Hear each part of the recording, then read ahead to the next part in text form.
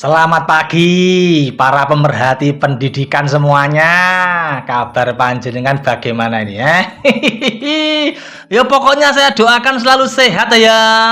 Ini yang masih sekolah ya semoga selalu semangat. Ngobrol lagi ya Lur ya. Ngobrol lagi. Ini yo masih ada hubungannya dengan persaingan mendapat murid baru itu loh ya. Ini sengaja saya ulang-ulang membahas topik ini karena lama-lama itu ya tidak terasa ya. Itu bisa berdampak loh ya. Bisa berdampak kalau sesama sekolah negeri berebut murid tuh. Waduh. Nanti yang dirugikan lama-lama juga siswa. Fenomena perebutan murid antar sesama sekolah negeri menyimpan kekhawatiran yang lebih dalam daripada sekedar persoalan jumlah pendaftar. Hal yang paling dikhawatirkan itu adalah bergesernya fokus utama pendidikan itu sendiri. Ketika energi dan perhatian tersita untuk mempertahankan jumlah murid, ada resiko bahwa kepentingan terbaik peserta didik tidak lagi menjadi pusat pertimbangan utama dalam setiap kebijakan dan keputusan sekolah. Ya tak? Ya tak? Dampak terhadap peserta didik bisa muncul dalam bentuk suasana belajar yang tidak sehat.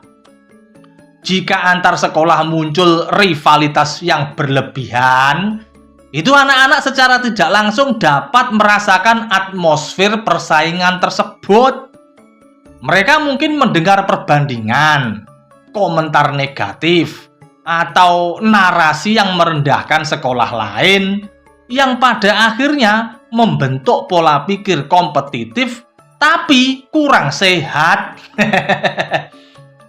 Kekhawatiran lainnya Lur, adalah potensi ketimpangan kualitas layanan pendidikan. Sekolah yang berhasil menarik lebih banyak murid, ya bisa jadi mereka berkembang lebih cepat ya. Dan sementara sekolah yang kekurangan murid, itu berisiko mengalami pengurangan sumber daya. Bahkan bisa mungkin digabung ya. Atau yang paling yang paling mengkhawatirkan malah ditutup sekolahnya.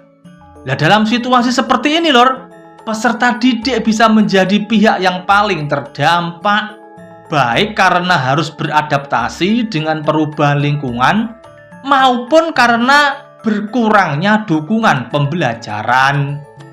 Selain itu, tekanan untuk mempertahankan eksistensi itu dapat mendorong kebijakan yang terburu-buru atau bisa disebut tidak matang. Program dibuat sekedar untuk menarik minat tanpa perencanaan jangka panjang.